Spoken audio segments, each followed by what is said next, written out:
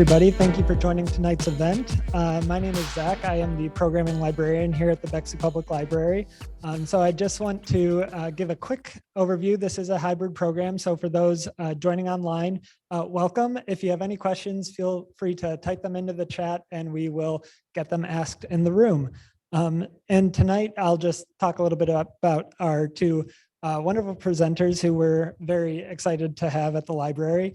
Jared Gardner is the Joseph V. Denney Designated Professor of English at The Ohio State University, specializing in American literature, comics, film, and popular culture. He is the author of Master Plots, Race and the Founding of an American Literature, 1787 to 1845, Projections, Comics and the History of the 21st Century Storytelling, and The Rise and Fall of Early American Magazine Culture. He also serves as the director of the Popular Culture Studies program at Ohio State and is a frequent collaborator with the Billy Ireland Cartoon Library and Museum, which we will be talking about tonight. We are also joined by Elizabeth Hewitt, who is a professor and the director of undergraduate studies at the Ohio State University Department of English. Her work concentrates on pre-1900 American and African-American literature. She is the author of the books Speculative Fictions, Explaining the Economy in the Early United States, and Correspondence in American Literature, 1770 to 1865. She's the editor of 2 volumes of the collected writings of Charles Brockden Brown series and has published essays on Emily Dickinson, Herman Melville, Charles Chestnut, Judith Sargent Murray, Pamela Zoline, and antebellum business periodicals. She is currently researching the long history of science fiction, especially the utopian fictions and experiments in the 19th century US. And both Elizabeth and Jared are the co-curators of the current exhibit at the Billy Ireland Cartoon Library and Museum, Power Lines, Comics and the Environment. Really quick, a brief overview of the exhibit. The exhibit surveys over 100 years of comics that depicts the pleasures and dangers of human interaction with the environment. Comics have captured it all, including fears about pollution, the celebration of nature preserves, anger at the failures of the Environmental Protection Agency, and the recognition of the ways environmental destruction and global warming disproportionately affect people of color. Power Lines is on exhibit at the Billy Ireland Cartoon Library and Museum located at the Ohio State University Columbus campus through May 8th. And with that, I will turn it over to Jared and Elizabeth. Thank you. Thank you so much. And we're really just excited for a chance to talk about this exhibit. It's coming down. It's always a weird point when you do curation, when you get towards the end, but it's part of the beauty of curation is that it is bounded by time, right? It is something that does come down. But that said, if you haven't had a chance to go see the shows, and I want to really call attention before I start talking about Power Lines to this other show that's on in the other gallery at the Billy Ireland, which is in Sullivan Hall, right on High Street at in OSU campus. This exhibit is the first time that we've had ever a single cartoonist retrospective of the incredibly important pioneering cartoonist Ollie Harrington, who began his career in the socialist press in the 1930s, moved on into the African-American press at a time when newspapers were incredibly segregated, and eventually left the United States entirely, first for Paris and then for East Germany, where he kind of restarted his career entirely behind the Iron Curtain, because he rightly believed, and we only confirmed it in recent years through Freedom of Information Act, he rightly believed that he was being spied on by the FBI, as were many African-American artists and intellectuals from the left at the time. It's an amazing show, took a lot of effort to bring together, and it's really somebody who should be much better known than he is. But of course, before 1989, going behind the Iron Curtain wasn't a key to celebrity. So I want to just say a couple of things to kind of introduce the show, and I'm going to turn it over to Beth, and we'll just kind of tag team a little bit. The show that we worked on, I've done several exhibitions, many of them in collaboration with the head curators there, Jenny Robb and Caitlin McGurk in particular. And only recently have I started doing shows without them keeping me on kind of doing things by the book. On task. I'm not always good at being on task. So they were very delighted, knowing that I'm not very good at being on task, when I paired up with Beth on this one, because you are very good at being on task. And it was a joy, and you loved it. I want you to talk a little bit about your experience of doing your first curation in a second. But this show was an attempt to kind of plug in, and obviously we kind of been planning it since COVID began. So it's been deferred several times by the pandemic. But one of the things that started to come up very quickly in our classes in light of the pandemic is the kind of strong interest and energy that our undergraduates have to make sure that in the midst of this global crisis, we don't lose sight of the other global crisis. And actually that strong interest, that strong energy showed up today on campus in a protest before the president's State of the University address by a number of students who are very anxious to see more action taken on the environmental impact of life in Columbus and at the university in particular. So it kind of emerged in part out of student interest. We know both Beth and I teach undergraduate classes in environmental humanities. We know the students really want to have more opportunities to think through the hardest thing to think through in their life. And so this became, in some sense, a way of taking our shared passion for comics and our shared interest in the environment and bringing them together to explore how comics have uniquely kind of addressed for a long time now, as it turns out, the challenges of talking about and getting people to think about the environment. So one of the things that, and when we started working on the show, we knew that we wanted the media to be comics. We knew that the topic was going to be environmentalism. We didn't really necessarily know how those two things were going to come together. And as Jared said, this was my first time curating at all. Parentheses, I loved it. It was really the most extraordinary thing. But when we first started out, I said, to Jared, like, okay, so what should we do? And we essentially just kind of opened up the files, both paper and digital, and just started looking keyword searches and things like that to just see how, in fact, the issues had been kind of represented in comics. And one of the first things that we were both really struck with, especially in the editorial cartoons, is that we kept coming up with images of the blue marble. It just kept showing up. When I take people on tours of the show, I say, we could have literally done the entire show just with that blue marble picture. And in doing research and thinking about it, it became really evident why that was the case, which is as we'll talk about, there's earlier things that go on about talking about the environmentalist movement. It has earlier roots than Earth Day in 1970.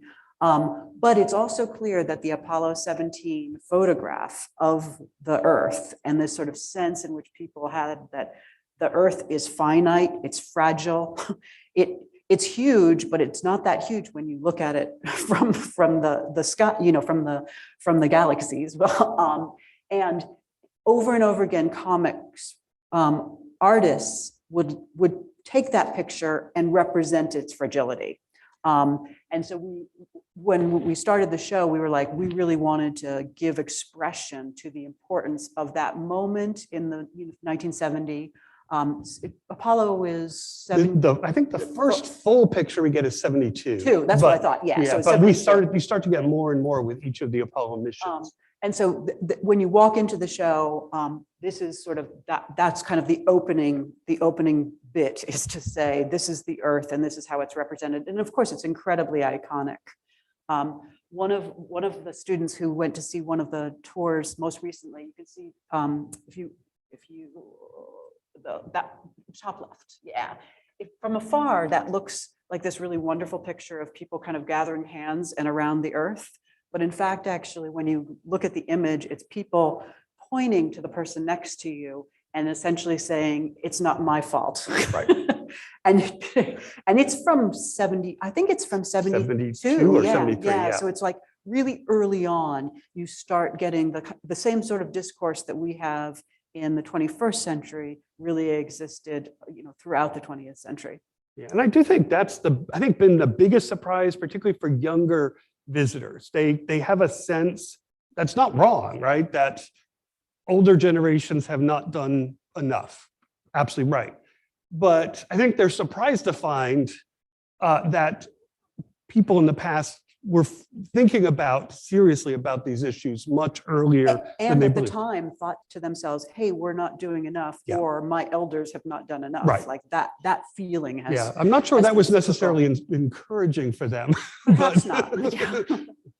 And I think the other thing I just want to say real Oh. quickly, and Beth worked really closely with American Indian members of our community on this statement, but there's this felt especially important that we had a land acknowledgement that was also an acknowledgement of some of the unique and uniquely troubled history of the land grant institution itself.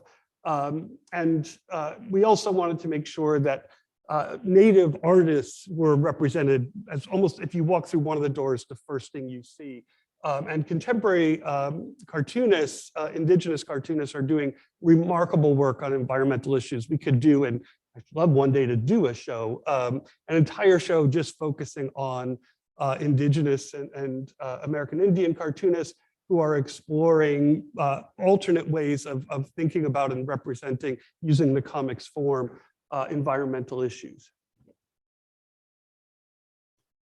So we kind of, just to give a quick overview, and then we'll kind of get into some more specifics. We divided the show up, and this is always one of the challenges as a curator. This is a big gallery. This is the biggest one of our 3 galleries at the Billy Ireland. And thinking about how to take the space. A lot of comics artists, black and white, it can be very visually repetitive. You have to be attentive to thinking about the kind of rhythms of the space, but also unlike a lecture, unlike a piece of text, you have to assume that people are going to go their own directions, right? They're going to find their own path through the exhibition. And you have to let them be able to piece together a story and not control it. My first time I ever did curation, my labels were like 700 words long, and the curators said, that's not what we do, right? You can't say everything you know. You have to let them, give them just enough to find the story on their own. And that's, I think, part of the pleasure, right? It's a chance to kind of think about how to make something that is kind of legible to anybody I think that the advice I was given is think about a really kind of intellectually interested and ambitious high school student. Make sure they can find their way through the show. And that was really helpful, I think, for us. So we kind of thought about how do we keep the show from just being, first of all, relentlessly depressing? Because this can be very depressing stuff. And it's one of the challenges that I think we all face with this issue, right? If you stare at it too long, you start to shut down, right? It presents a certain degree of a kind of self-protective shell that we kind of put up. And in fact, one of the pleasures of comics is that they kind of trick us into exploring some pretty depressing stuff by also bringing humor into it, as well as visual interest.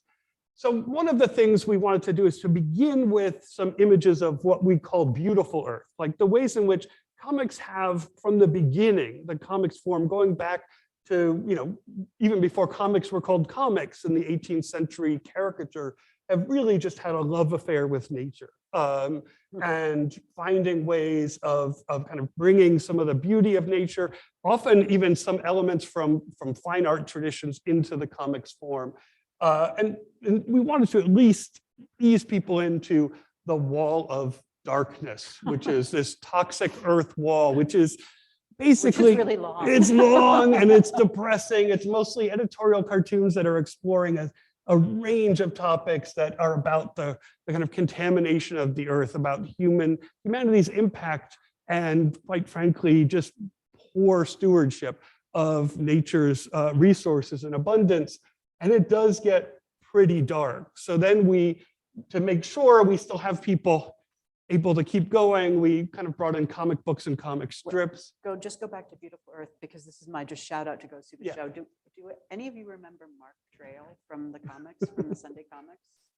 No? Okay, then never mind. Yeah, I bet some people I bet some people. the Mark Trail fans are out there. There's some original Ed Dodd Mark Trails, and I recommend you come see them. The cartoonist Alison Bechtel came to visit a while back, and she was so excited when she saw Mark Trail. And one of the curators who was younger, Allison is around our age, and one of the curators who was a little younger thought she was kind of making fun of the collection. And Allison was like, no, our generation, Mark Trail we thought it was cool. It's not cool. But Mark Trail was one of the first really environmentally conscious comic strips. It was about learning to take care of nature. Yeah, it was for children to basically educate them about the ecology, animal species, the complex relationship between flora and fauna. Yeah, you went to national parks, but I was a city kid. So Mark Trail taught me everything I knew about nature until I met her. So this comic strips help, right? Because comic strips and comic books really are about, unlike editorial cartoons, which are really about trying to often punch you in the gut in a single panel. Comic books and comic strips are always combining messages with entertainment directed at different kinds of audiences. And our favorite, and maybe the most iconic figure in the long history of comics and environmentalism, is Pogo by the great American cartoonist Walt Kelly. And he created, I think it may be, if I'm lucky, I'm going to come back to it. Well, we'll come back to it later. I'm not going to try and find it. But he created a phrase for the first anniversary of Earth Day that we has met the enemy and it is us. Playing on the kind of famous World War II kind of an announcement of kind of triumph and victory, and instead kind of turning it on its head into a self-reflective moment of acknowledging that we have really messed up and we have work to do. And so we wanted kind of Pogo to be as our kind of mascot for the show. One of the other cartoonists, we'll look at it closely, who's made environmentalism a big theme is Bill Waterson. And one of the other reasons I always encourage people to come to the Billy Ireland is because we have almost every single piece of original art that Bill Waterson, the creator of Calvin and Hobbes, ever created. They're all on deposit behind the most impressive security I've ever seen at a library. The kind of thing that when they let us have backstage tours, they literally say, you have 10 seconds to get through before lasers start firing. But like the crown jewels. The crown jewels. Yeah. These are definitely the Billy Ireland's crown jewels in a very rich collection. And they rotate new original art, always on display. So there's always something on display. Yeah. And we always, of course, I'm a huge Calvin and Hobbes fan. So we'll look at an example of that too. And really beginning again, right after Earth Day, there starts to be an explosion of comic books around environmentalism, particularly what were known as the muck monsters. And we'll look at an example of those. Swamp Thing and Man Thing in particular. And then we kind of end as we kind of circle around with a wall we called contemporary visions. And here we're looking more at graphic novels, graphic memoir, but especially we're focusing on contemporary cartoonists. And a lot of these actually, some of these come from the Billy Ireland's collection, some of them were donated or loaned by the artists, some from our own collections. These are all from cartoonists who are taking a very different approach from the editorial cartoon, not the punch in the gut, but hey, let's see if we can try and rewire our minds. Let's see if we can learn to think about nature differently. And so we'll look at a couple of examples of that as well. You want to talk about the oldie times? Jared and I both are literary historians by training and both work often in the 19th century. And so one of the things, and Jared himself does work on the long history of comics. And so one of the things that we found was that, again, very modern representations of anxieties about the ways that human beings were hurting the environment are as early as the 1830s. And so these are comics. I think the top one is from a New York comic from the 1880s. Yeah, that's actually, that's Puck. It's a Puck, yeah. Yeah. The one This is 1820, I believe. This one really just amazes me. It's called A View in Whitechapel Road, 1830, but the comic is actually from 1827. Right. And it's imagining, like it's a speculative fiction or of imagining 3 years in the future, Whitechapel is going to be so dangerous and smoggy because of all the trains and things that are going to be going. So it's like it's a future imagination of a world in which there's a lot of air pollution. And the fact that it's from 1827 is just, it's such an extraordinary The steam piece. engine is just Yeah, exactly, invented. exactly. And that we do have that piece on display. And several representations from the period of the fog that starts to become for the first time called smog. This as coal burning in London is starting to produce. And if you've ever been to London and see the black soot on the older buildings, you can see the remnants of this long history. Big cities like London were very quickly aware, although they thought at the time this was just an urban problem. But they were very aware that the conditions being created by modernity were unhealthy. Right. And they recognized it as water pollution and air pollution. Those are the two issues that they focus on. Much earlier than we expected. Yeah.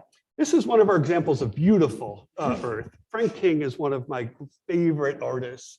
And I love early newspaper cartoons, and he is somebody who used the Sunday page, which in those days were huge. They were very large. I should have brought one. Go and see it. So you got to see it in person. But my students are always surprised because today, of course, our newspapers are about this big. But back then, these were before the Depression and World War II paper rationings. They were huge, almost billboard size supplements. And Frank King loved to use the remarkable colorists in the print room and this real estate to explore his love affair with nature. The daily strips were often about, kind of more for adults and more focused on kind of soap opera stuff, but the Sundays were a chance to just relish in the beauty of the world. And this was a Chicago strip, but Walt, the protagonist, and Skeezix, his adopted son, were forever leaving the city to rediscover the nature that was harder and harder to find in a rapidly growing Chicago at the time. And then we get into Toxic Earth. This is the great Richard Thompson, who passed away recently. The cul-de-sac. Cul-de-sac was his most famous strip. Bill Waterson called Cul-de-sac the last great newspaper comic. And they were good friends. And he also did a lot of editorial cartoons for the Washington Post and elsewhere. And just love his work. But it really does, this kind of epitomizes, I have a couple of examples, the kind of attempts to explore the hypocrisies of a lot of bureaucratic environmentalism, as well as to kind of point the finger at individual readers of the newspapers to think about their own complicitousness. It's a long, brutal walk down the toxic wall, and the kind of acknowledgement of both of the importance of Earth Day, but also the absurdity of the notion that one day of thinking about the Earth is going to solve the problem. And there's the famous Walt Kelly Pogo comic, of which we have the original in the show, and which is in the libraries. Yeah. And you can just see the amount of work he put into this. And if you've read Pogo, if you're familiar with it, you know that this is anthropomorphized animals living in the Okefenokee swamp. Okefenokee swamp. And in Georgia. They obviously, Walt Kelly was very interested in politics, was a fierce critic, for example, of McCarthy in the 50s, and took him on directly, and found himself often getting censored in the way that Gary Trudeau would in Doonesbury decades later. But he really, towards the end of his career, turned a lot of his energies on environmental issues, which he thought were the most urgent of the time. The image of Pogo was in the first Earth Day poster, and then this is the second Earth Day, and he made the larger comic, kind of more narrative. And it really was, it was iconic. I remember as a kid, we were born in the mid-60s, and I remember as a kid kind of seeing those images of Pogo on Earth Days for a long time, well after he died. This was a piece that we at the beginning we talked about, how can comics represent the issues of environmentalism perhaps differently than other forms, narrative, prose, poetry, film.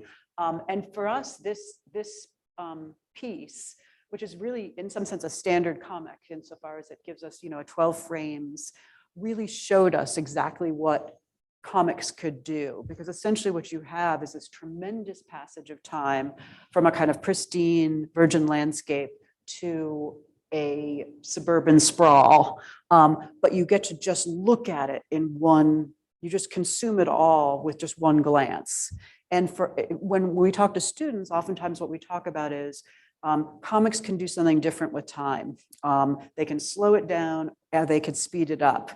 And what we really loved about this particular piece is that it could do both of those things. And so it allowed students to kind of think about slow destruction, but also like you can see that there's chances to actually fix it if you continued on in time. Yeah, that it's not inevitable. I mean, I think that's, it's actually kind of interesting that not long after this version of the comic was printed, Crumb and his wife, the great cartoonist Eileen Kaminsky-Crumb, moved to a little village in medieval France, kind of, that's like been untouched by modernity.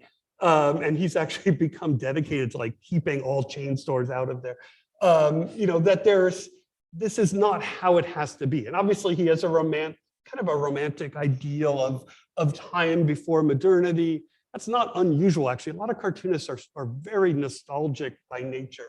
But there are many points along the way where the kind of suggestion is we could have gone different routes. And I think what students often get jazzed by when you first introduce comics to them in a comics class, for example, is thinking about the ways in which comics allow us to see past, present, and future simultaneously.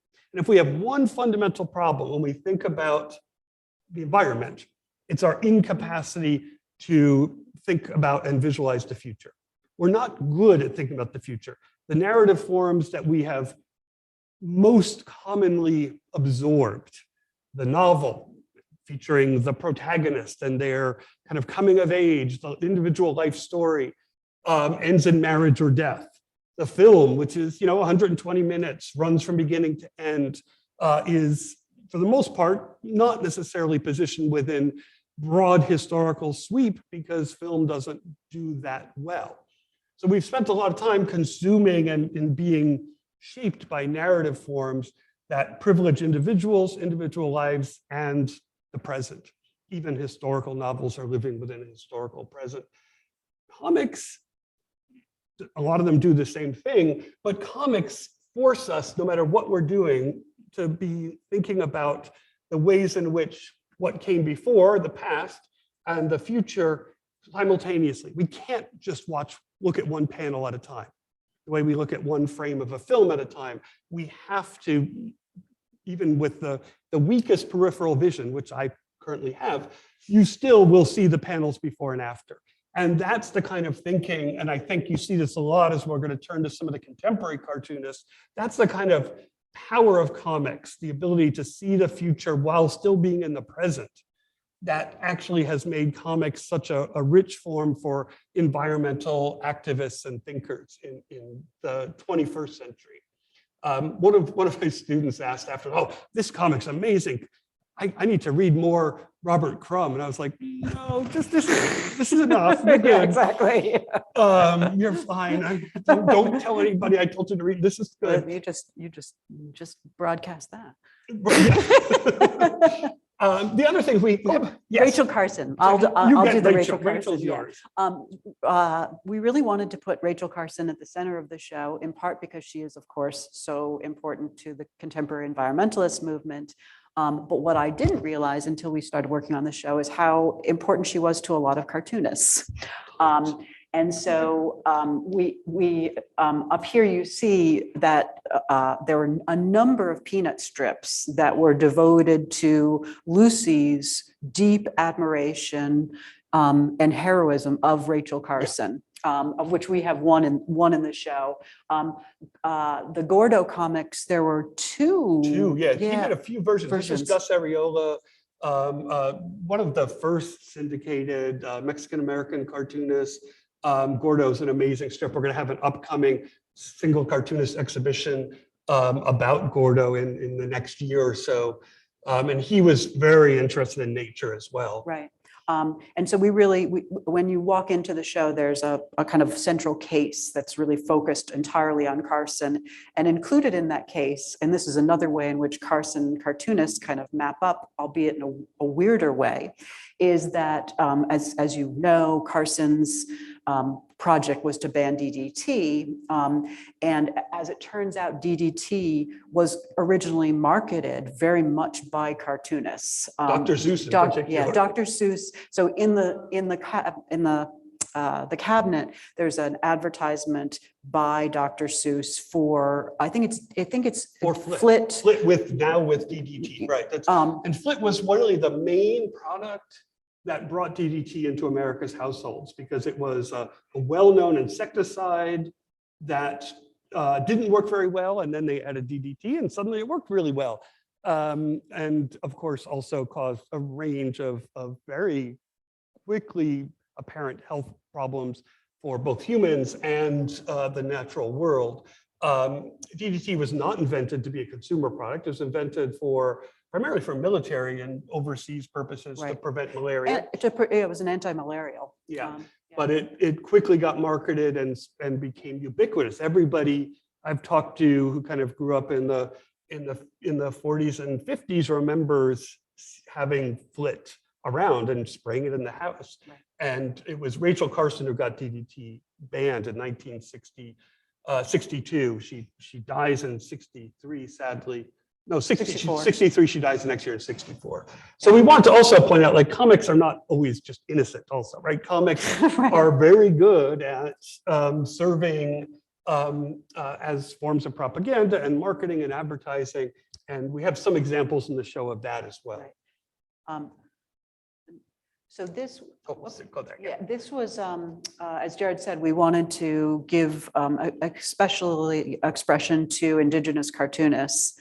And one of the people that immediately came to Jared in my mind was Marty Two Bowls, because these images that were used as posters for the Anti-Dakota Access Pipeline project, he created, I think there's a series of like maybe a dozen. Yeah, they began as editorial cartoons, and then he kind of basically gave them to the community, to the protesters. And when we first saw them, we were like, these have to be in the show, because they really are very iconic, I think, for that period. And so the one is, it's really kind of an amazing, it's not an editorial cartoon, but it looks to me like an editorial cartoon. And so far, well, maybe it is. It was an editorial. Yeah, I think that's in the Lakota Times originally published, and then got adapted. Yeah, he's. I think he's just in terms of pure old-fashioned talent, one of the best editorial cartoonists working today. And he was up for a Pulitzer last year, and they decided, no, we're not giving out any Pulitzers this year. Which. Right, to no cartoonists, nobody, right? Nobody got one. Yeah, because there really wasn't any news last year. But yeah, his work is just, and I recommend just following him on social media. His cartoons are hysterical and really on point. Yeah. And then we also wanted to kind of look at Indigenous cartoonists who are working in more kind of comic book and graphic novel forms. And so we focused particularly on Weshiot Alvitre, who's been was really just supportive for helping us think through it, and has been I think one of the more talented young cartoonists out there. the work for Dark Horse, Marvel, all the big commercial places, and then kind of made a decision, no, I want to work mostly with indigenous run comics publishers and focus primarily on projects that are speaking kind of for the community, not just kind of putting a little whitewash on the kind of Disney's long history of really bad representation of Native peoples.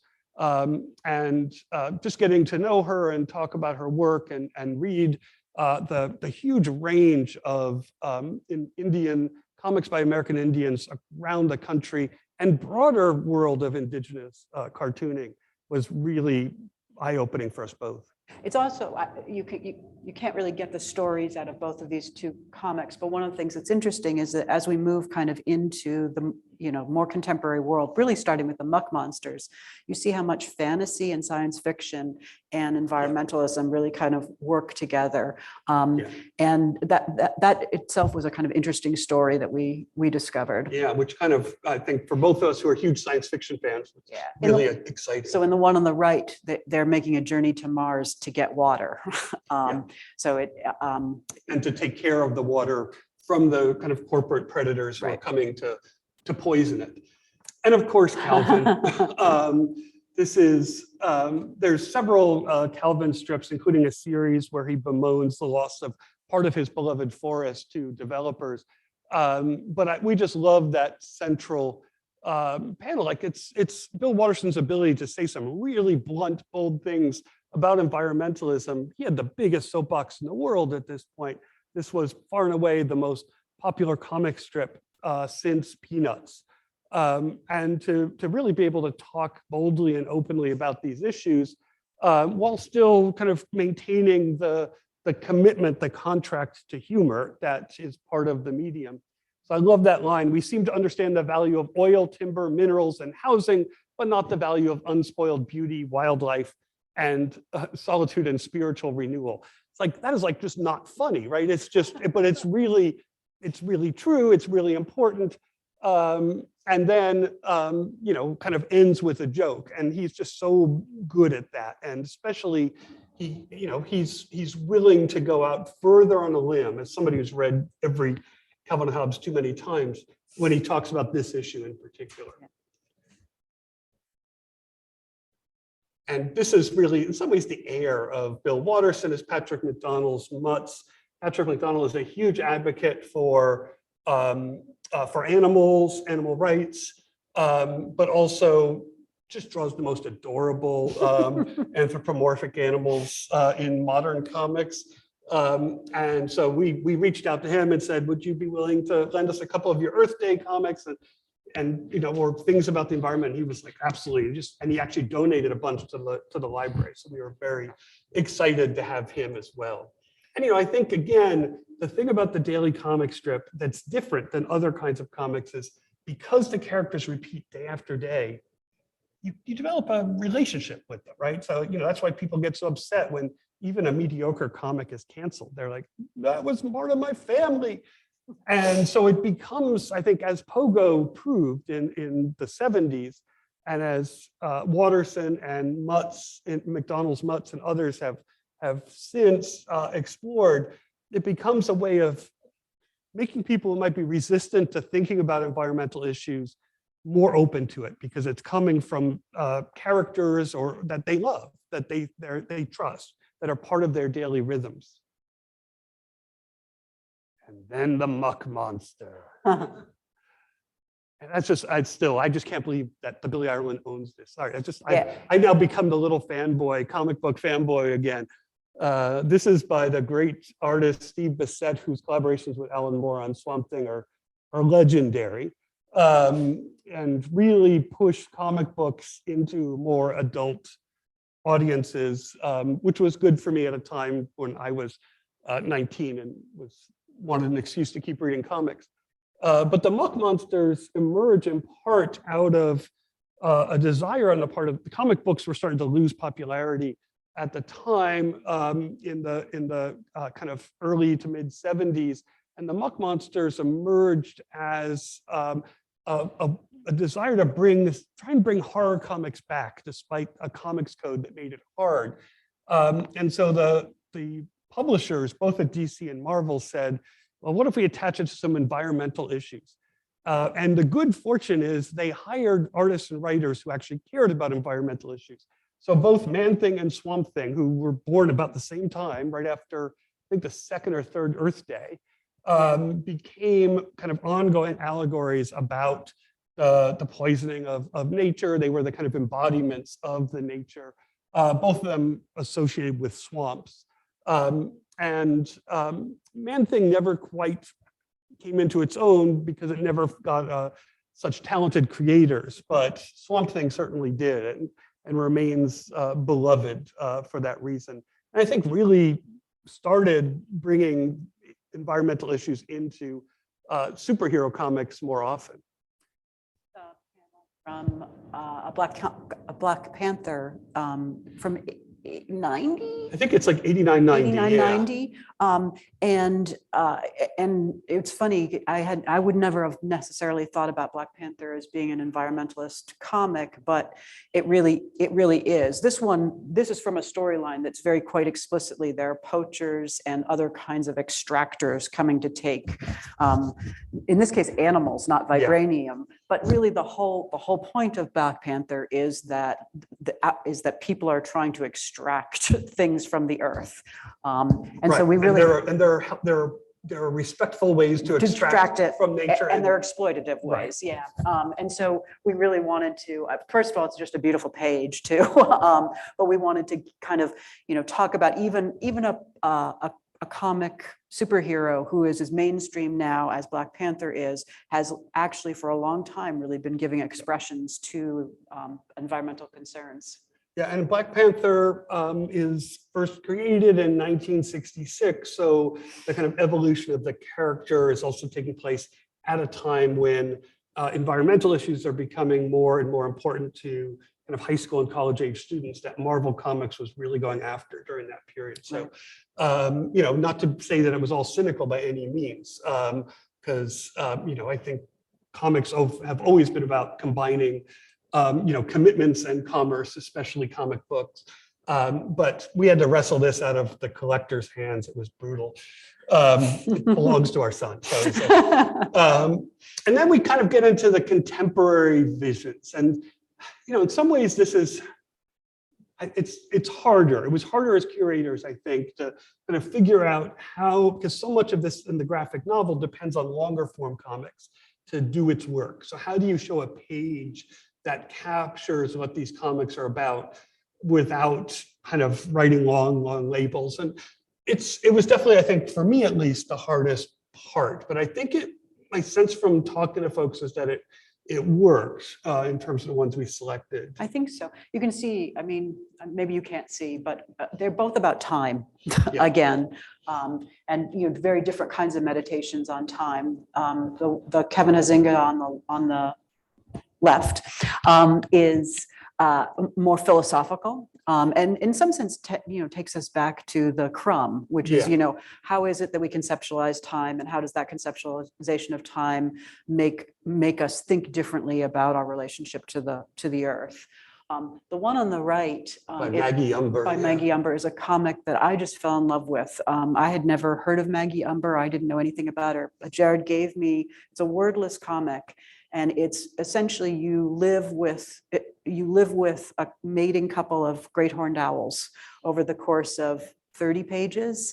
So this is a panel in which we're seeing the babies gestate in the egg, and then you also see the moon. So you kind of have time.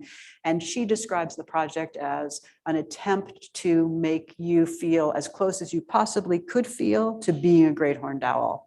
And I closed the book and I thought, that worked. It was the closest I could have possibly imagined to feeling like a great horned owl. So it was a kind of extraordinary experience for me. And it's a very cool piece because she works on canvas. It's painted, yeah. It's painted on very canvas. Rare. So each page is, around about that size. Yeah.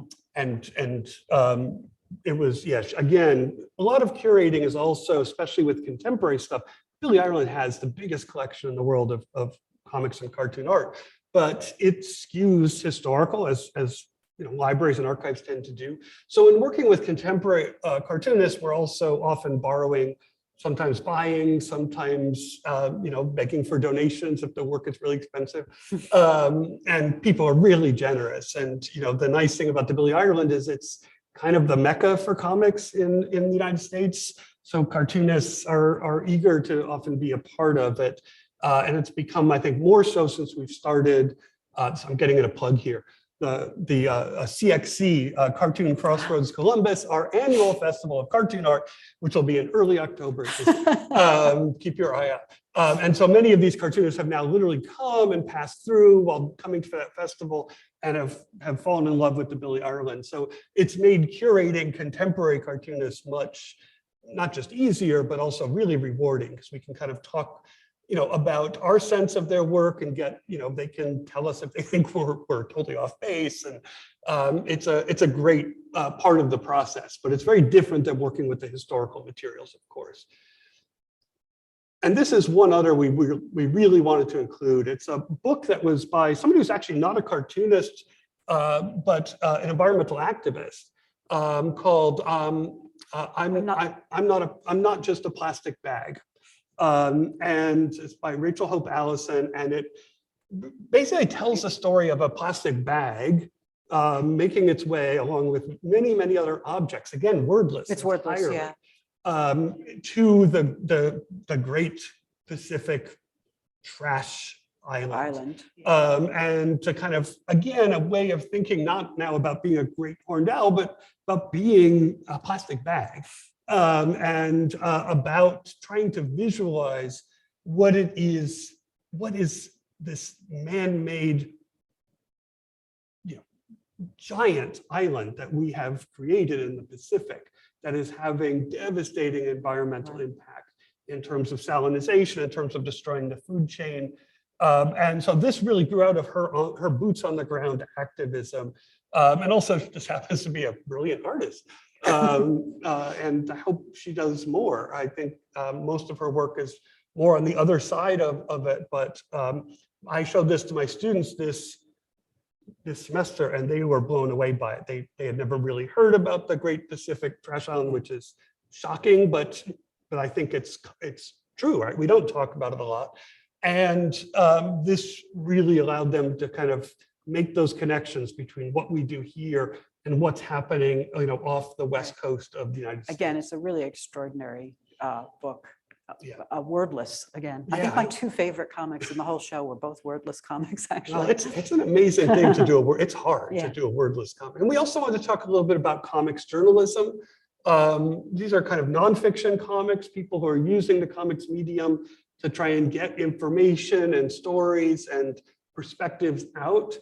This one is by a friend of ours, Nate Powell, who is based in Indiana now, working with the journalist Dave Carpenter. This was published in weather.com, I think. Yeah. It's about the Marshall Islands in particular. Yeah, so it's about the fact that the Marshall Islands are flooding, but also about the fact that because of that, there's a huge migration of people from the Marshall Islands to Arkansas. To Arkansas. Yeah. It turns out there's a big community of Marshall Islanders in Arkansas. And that's one of the other things that we have to find ways to start thinking about is the mass migrations that are, they're not coming, they're underway, but they're going to be much more sizable. And again, we have to be able to think through the eyes of nature. We also have to be able to think through the eyes of people who are going to be displaced, including in our own country, by the effects of climate change, and to develop a new relationship to borders, which is something that this comic is particularly thinking about. How do you recreate the Marshall Islands in Arkansas and kind of keep that spirit alive? That's going to be a real challenge, as huge percentages of our global population is displaced from home. And then this one is, these are both actually freely available on the internet. This one is by Nick Suzanis, the cartoonist who wrote the first dissertation entirely in comics form. And this is something that was published in Nature magazine that is an attempt to make sense of the international kind of protocols for around climate change, which is very stiff and boring reading, to try and make it more accessible, to try and make it something that people can understand so they can hold their elected officials responsible for these commitments. If you can't understand what they've committed to, you can't necessarily know, whether you care if we're following them, and we're not. And so this was an attempt to see what the comics form could do to kind of take this very dull and intricate legal and treaty document and turn it into something that could be understood by even folks with no history in reading documents like this. And then Peter Kuper. Do you want to say anything about these two? Yeah, well, or do you want to say something about Peter Kuper in general? Yeah, I mean, just of all the cartoonists we've looked at, nobody has spent more time thinking about, drawing about climate change, about environmental devastation than Peter Kuper. Go to the next slide, just because that's the one. It's Peter Kuper's work that the image from the show came from.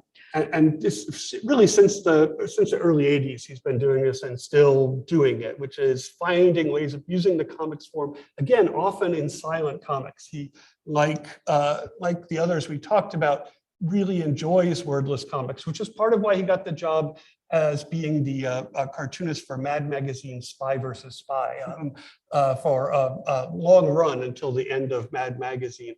And it really does some amazing things with the form. The other thing I love about Peter Kuper is Peter Kuper works in every medium: comic books, gag cartoons, and graphic novels, which is very rare. There's not many cartoonists who can work across this many media. So we really wanted to feature Peter Kuper in our contemporary visions section in particular. Yeah. Ruins, it traces the migration of the monarch from northern Canada to Mexico.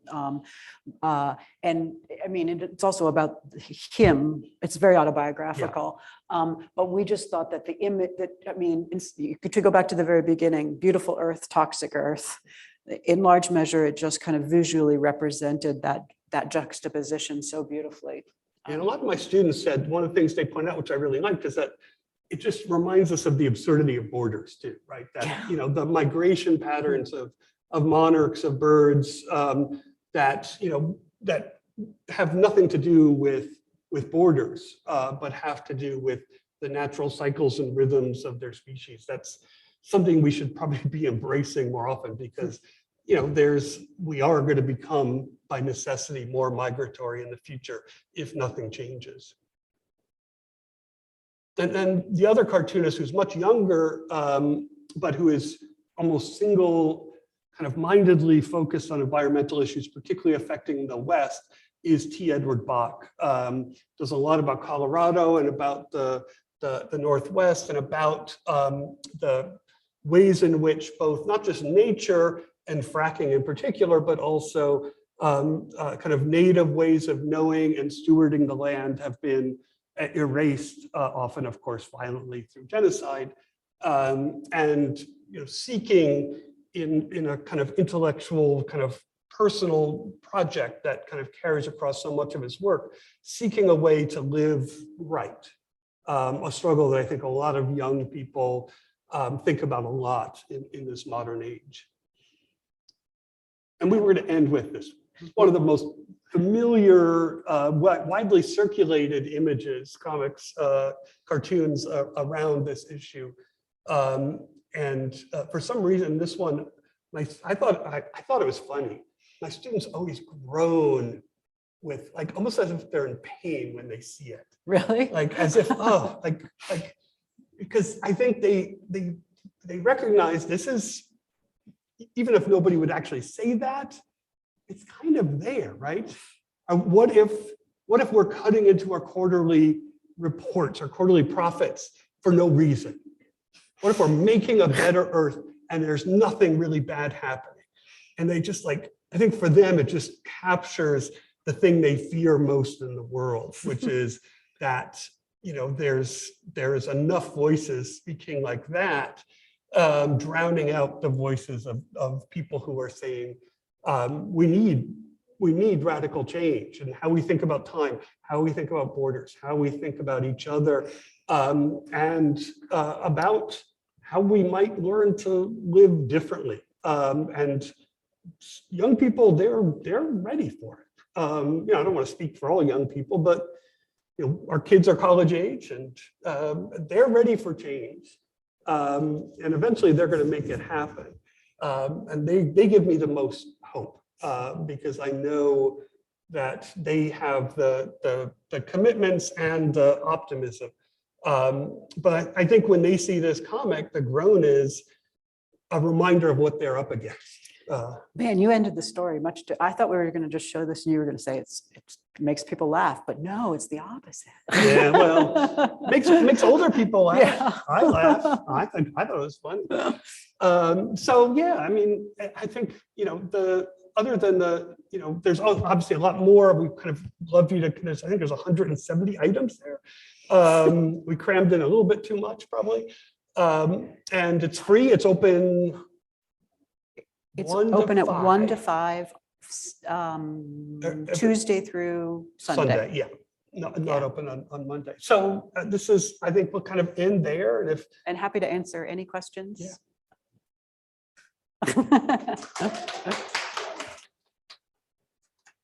Any questions?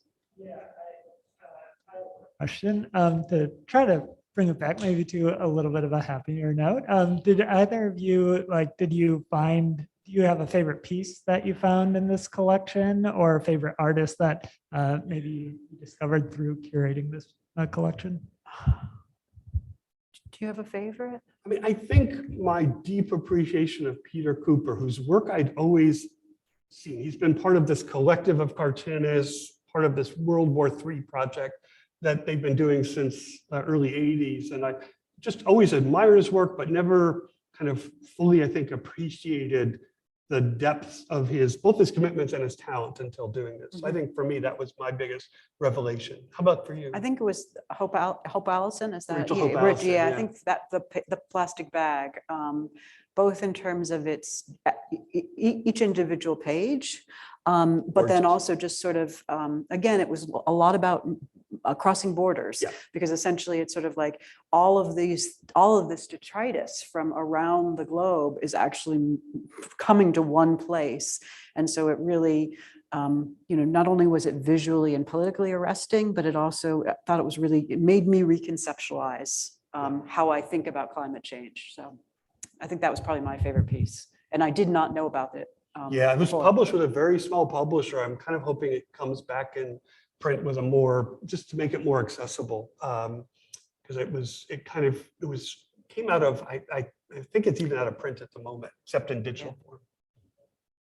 We had another Zoom question. It was, who are your top overlooked cartoonists that we should seek out?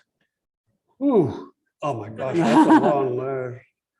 I mean, and it's always, always hesitate to say overlooked, because, there's most of the cartoonists who I know and admire have their fans, but just thinking about, even just some of the folks we've looked at, I would definitely call people's attention to the work of Nate Powell. And the great place to start is with Nate Powell's work with the late Congressman John Lewis on Lewis's memoir, March. He's the artist. He's the artist and really worked very closely with Andrew Aden, who was the congressman's communications officer who came up with the idea, let's do this as a comic. And John Lewis, and then from there kind of explore some of Nate's, and again, as a friend, so I'm a little biased, but he's so talented. Some of his single author work too. He does both collaborative and single author work. He also is he works in lots of, he works in obviously biography, but also fantasy, journalism, Yeah, political stuff. He also, I really, he's a remarkable artist and a remarkable storyteller. I really like his stuff a lot too. Do you have any other kind of underappreciated ones? I always feel like Kevin Hazinga is not Yeah, as that's- appreciated as I he agree. should be, because he's really brilliant. He was the one who does the time piece that was on the left. Very cerebral comics. Yeah. But again, like he's someone who's very interested in philosophy of time and history of time and history of the planet, and kind of walks through the process of trying to digest really hard issues and makes that intellectual journey something that you want to participate in. And just talented artist too. I agree. I think those are good.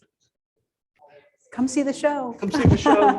If you're and just drop us an email if you're going to the show, anybody, and we'll come and join you if we can. Yeah. Great. All right. Thanks so much.